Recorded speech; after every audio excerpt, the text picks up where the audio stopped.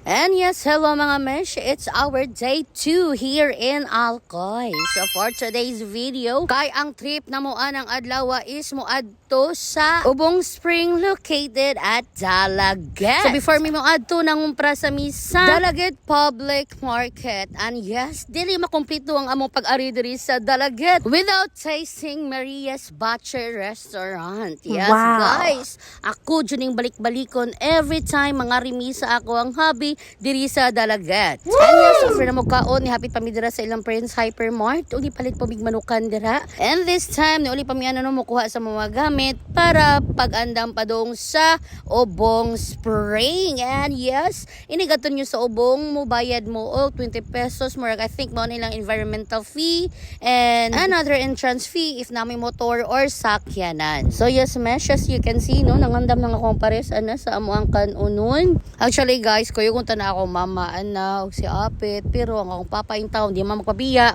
So kami na sa juduha sa akong parisa ng adlaw. Unya katong last year nga ni ari mi diri no kari mga isda apot ti pa jud gagmaya kuno sa akong pabalik dako na gid siya. Abi na ko mawagtang unsa man ni dili mao. So mao to siya mga mesh, pakita siya sa iyang hipon. Yes, kagapoy na jud ka ng oras.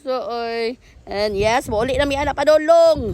Og of course, dili makompleto mo pag-adto sa Ubong kundi ka mokaon anang saging sa bangag gisugba ambot unsay term na nakalimot jud ko basta mao na siya. Pak diretso dayon. Dating gawi mo adto gyud mi ana taga-gabi sa Dalaget Plaza. Og naay batang nasuya dirang urasa kay nganong wala kadala siyang mabingwit. Magsuya-suya sa mi diri. Kay ini day 3 rami mamasol may amua. Agay. Ay nanti.